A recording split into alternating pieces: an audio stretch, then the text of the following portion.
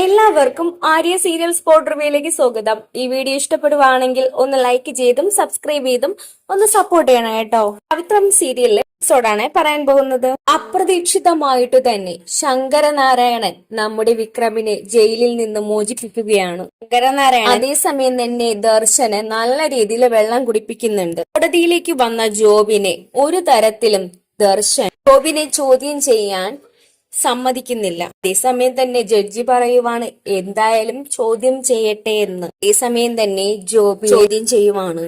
ജോബിനാണെങ്കിൽ വേറൊരു കേസിനാണ് അറസ്റ്റിലായിട്ട് കോടതിയിലേക്ക് എത്തിയിരിക്കുന്നത്. അതേസമയം തന്നെ വിക്രമിന്റെ കേസിനെ പറ്റി ജോബിനോട് ശങ്കരനാരായണൻ ചോദിക്കുവാണ്. എങ്ങനെയാണ് വിക്രമിനെയും വേദയും താങ്കൾ പരിചയപ്പെട്ടതെന്ന്. അതേസമയം തന്നെ ജോബിൻ അന്ന് നടന്ന സകല കാര്യങ്ങളും വെളിപ്പെടുത്തുവാണ്. ശ്രീകാന്ത് അന്ന് വിക്രമിനെ അവിടേക്ക് അന്വേഷിച്ചു വന്നതാണോ എന്ന് ചോദിക്കുവാണ്. അതേസമയം ജോബിൻ പറയുവാണ് അതെ, അന്വേഷിച്ചു തന്നെയാ വന്നത്. ഒരു ഗുണ്ടകളുമായിട്ടാണോ വന്നതെന്ന് ചോദിക്കുമ്പോൾ അല്ല, ഒരു സഹായിയുമായിട്ടാ വന്നത്. അവരെ എങ്ങനെയാണ് കൊണ്ടുപോയതെന്ന് ചോദിക്കും. കൊണ്ടുപോയത് സാധാരണ ഒരു കാറിലാണ്. അപ്പോ അന്ന് സേതു പറഞ്ഞതോ മുമ്പൊരിക്കൽ മരത്തിൽ കെട്ടിയിട്ട് ഉപദ്രവിച്ചിരുന്നു എന്ന് ജോബി കണ്ടില്ലേ എന്ന് ചോദിക്കും. സമയം ജോബി അതിൽ നിന്നും ഒഴിഞ്ഞു മാറുവാണ്. സമയം ജോബി പറയുവാണ് ഞാനൊരു മരത്തിന്റെ പുറകിൽ ഒളിച്ചു നിൽക്കുമായിരുന്നു. സമയം തന്നെ ശങ്കരനാരായണൻ പറയുവാണ് ജോബി പറഞ്ഞിട്ടുള്ള കാര്യത്തിൽ ഒരേ ഒരു കാര്യം മാത്രമേ സത്യമായിട്ടുള്ളൂ.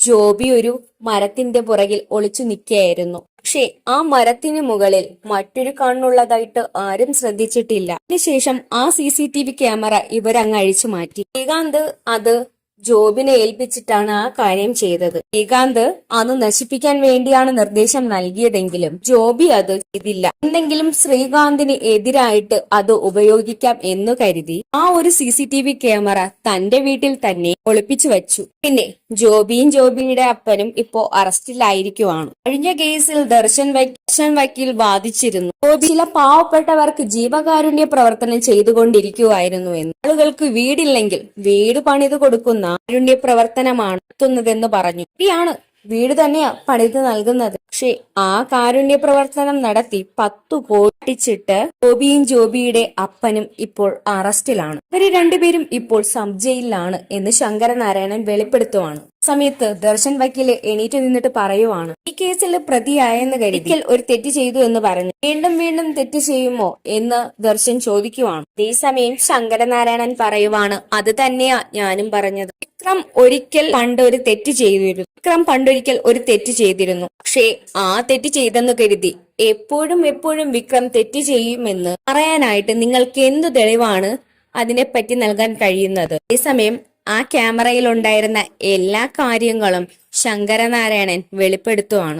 ക്യാമറയുടെ ക്ലിപ്പും കാര്യങ്ങളെല്ലാം കോടതിയിൽ ശങ്കരനാരായണൻ ഹാജരാക്കുവാണ്. ഈ സമയം തന്നെ ദർശന് ഒന്നും തന്നെ പറയാൻ കഴിയാത്തൊരവസ്ഥയിലിരിക്കുവാണ്. സത്യാവസ്ഥ അതാണെങ്കിൽ തന്നെ ദർശനാണെങ്കിൽ പകയുടെ ത്തിലാണ് നോക്കി കാണുന്നതും. അതേസമയം പറയുവാണ് അത് വിക്രമിന്റെ തോക്കല്ല. ഗോപിൻ പറയുവാണ് വിക്രമിന്റെ കയ്യിൽ നിന്നാണെന്ന് പറയുന്നുവെങ്കിലും പക്ഷേ ഇത് കള്ളമൊഴിയാണെന്ന് തെളിയുന്നു. കാരണം എന്തെന്ന് വെച്ചാൽ ക്യാമറയിൽ ആ സത്യങ്ങളെല്ലാം തന്നെ ഉണ്ട്. മാത്രവുമല്ല ആ തോക്ക് ശ്രീനിവാസന്റെ ാണ് എന്ന സത്യവും തെളിയുവാണ്. ഇതിലെ പ്രധാന പ്രതിയായ പുളിക്കന്റെ കയ്യിലാണ് ശ്രീനിവാസൻ ആ തോക്ക് ലൈസൻസ് പുതുക്കാൻ വേണ്ടി നൽകിയിരുന്നത്. പുളിക്കന്റെ കയ്യിൽ നിന്നുമാണ് ശ്രീകാന്തും ചന്ദ്രശേഖരനും ആ തോക്ക് തട്ടിയെടുത്തത്. ആ തോക്ക് ഉപയോഗിച്ചുകൊണ്ടാണ് അനിയൻകുട്ടനെ കൊന്നത്.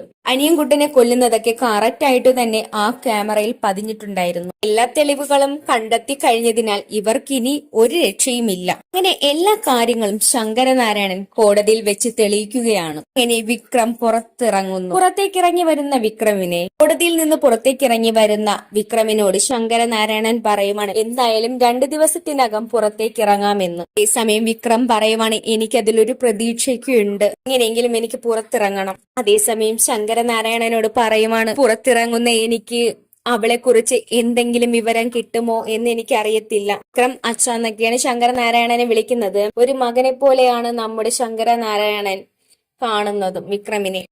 ഒന്നും തന്നെ പറയരുത് എന്ന് പറഞ്ഞിട്ടുള്ളത് കൊണ്ട് തന്നെ ശങ്കരനാരായണൻ ഒന്നും തന്നെ വിക്രമിനോട് പറയുന്നില്ല. സമയം തന്നെ ശങ്കരനാരായണൻ ഒരു കാര്യം പറയുവാണ് ഈ ജീവപര്യന്തം തടവിൽ ശിക്ഷിക്കപ്പെട്ടപ്പോൾ നീ മനസ്സുകൊണ്ടല്ലേ ജയിലിൽ കിടന്നത്, തെറ്റും ചെയ്യാതെ. ഇപ്പോ നീ പുറത്തേക്ക് ഇറങ്ങിയില്ലേ? ഇടയ്ക്ക് വിക്രം ചോദിക്കുവാണ്, അപ്പോ അച്ഛൻ വേദയെ കണ്ടിരുന്നോ? അതേസമയം നിന്നെ വിക്രമിന് ഉറപ്പായിട്ട് മനസ്സിലാകുവാണ് നമ്മുടെ വേദയെ ശങ്കരനാരായണൻ കണ്ടിട്ടുള്ള കാര്യം. ഞാൻ ജയിലിൽ നിന്ന് ഇറങ്ങിയ കാര്യം അച്ഛൻ വേദയെ അറിയിക്കണം എന്ന് ശങ്കരനാരായണനോട് പറയുവാണ്. അതിനുശേഷം നമ്മുടെ ശ്രീകാന്ത് ശങ്കരനാരായണനോട് ഒരു വെല്ലുവിളിയൊക്കെ പറയുവാണ്. വിക്രമിനെയും വേദയെയും ഒരുമിപ്പിച്ച് അവർക്കൊരു കുഞ്ഞുണ്ടായി സ്വത്തുക്കളെല്ലാം അവർക്ക് എഴുതി കൊടുക്കാം എന്നായിരുന്നു അല്ലെ പ്ലാൻ? ആ സ്വത്തുക്കളെല്ലാം ഞാനിനി നിങ്ങൾ തന്നിട്ട് വേണ്ടേ അതൊക്കെ എന്ന് ശ്രീകാന്ത് പറയുവാണ്. അതേസമയം ശങ്കരനാരായണൻ പറയുവാണ്, അതൊക്കെ അതിന്റേതായ വഴിയിൽ നടന്നോളും. ഒന്നിച്ച് ജീവിക്കണമെന്ന് ദൈവം വിചാരിച്ച ആളുകൾ ഒന്നിച്ചു തന്നെ ജീവിക്കും. പിന്നെ സ്വത്ത്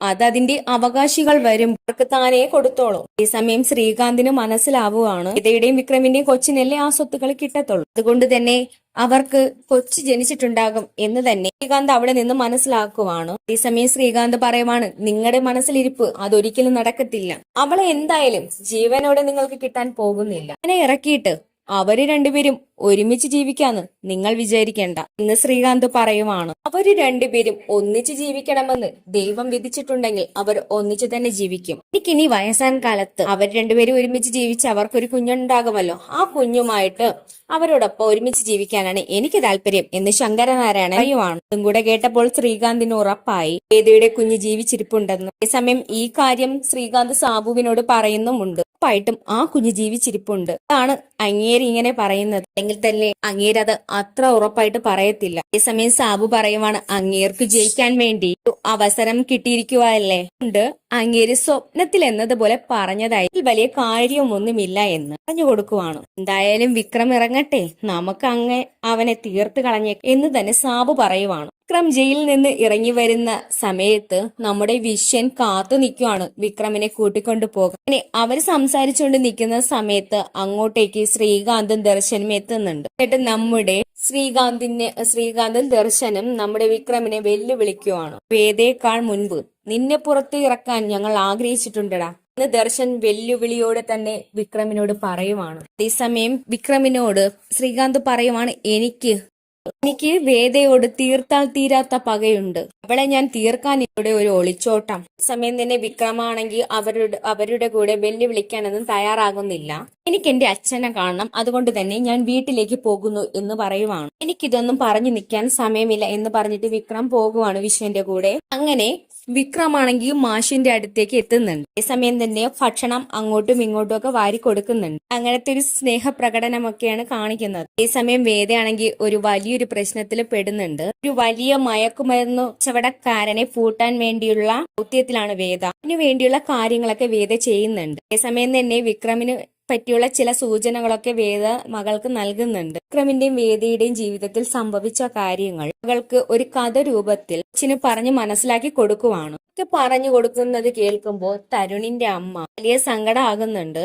കഥയ്ക്ക് മോളെ എന്തിനാണ് കുഞ്ഞിനോട് പറഞ്ഞു കൊടുക്കുന്നത്, എന്റെ മനസ്സിന് അത് പതിഞ്ഞു പോകത്തില്ലേ എന്ന് പറയുവാണ്. എന്നായാലും അത് അറിയേണ്ട കാര്യം തന്നെയല്ലേ അമ്മേ എന്ന് പറയുവാണ് വേദ. അത് കേൾക്കുമ്പോൾ തന്നെ തരുണിന്റെ അമ്മയ്ക്ക് വിഷമാകുവാണ്. മാത്രവുമല്ല തരുണിനാണെങ്കിൽ വേദയോട് ഒരു ചെറിയ അടുപ്പമൊക്കെ തോന്നുവാണ്. വേദയെ അമ്മ അമ്മ എന്ന് എപ്പോഴും വിളിക്കുന്നുണ്ട്. വേദയെ അമ്മ തന്നെയാണെന്ന് കൊച്ചു കണ്ടു തുടങ്ങി. ഇതിപ്പോ തൽക്കാലം തിരുത്തണ്ടെന്ന് തരുൺ പറയുവാണ്. അതേസമയം തരുണിന്റെ അമ്മ ഞെട്ടിപ്പോകുന്നുണ്ട്. കാരണം എന്താന്ന് വെച്ചാൽ വേദയ്ക്ക് ഒരു ഭർത്താവും ഒരു കുഞ്ഞും ഒരു കുടുംബവും ഉണ്ടെന്ന് അറിയാമല്ലോ. കാര്യങ്ങളൊക്കെ തരുണിന്റെ അമ്മയ്ക്ക് അറിയാം. തരുണിനാണ് ആ കാര്യം അറിയാത്തത്. അതുകൊണ്ട് തന്നെ തരുണിന്റെ അമ്മയ്ക്ക് വിഷമാകുവാണ്. തന്റെ മകൻ അവളെ ആഗ്രഹിക്കുന്നുണ്ടെങ്കിൽ അത് തെറ്റായിട്ടുള്ള കാര്യം തന്നെയാണെന്ന് വരുണിന്റെ അമ്മ മനസ്സിലാക്കുവാണ്. വരുന്ന എപ്പിസോഡില് നമ്മുടെ വേദയും തരുണും ഒക്കെ നാട്ടിലെത്തുന്നുണ്ട്. ഈ ദേവരാജൻ എന്ന് പറയുന്ന ആള് വേദക്കിട്ട് പണിയാൻ കാത്തു നിൽക്കുവാണ്. യാതൊരു തരത്തിലുള്ള ഒത്തുതീർപ്പിനും വഴങ്ങാതെ ദേവരാജൻ വഴി നമ്മുടെ വേദയ്ക്ക് വേറൊരിടത്തേക്ക് ട്രാൻസ്ഫർ ആക്കി കൊടുക്കുവാണ്.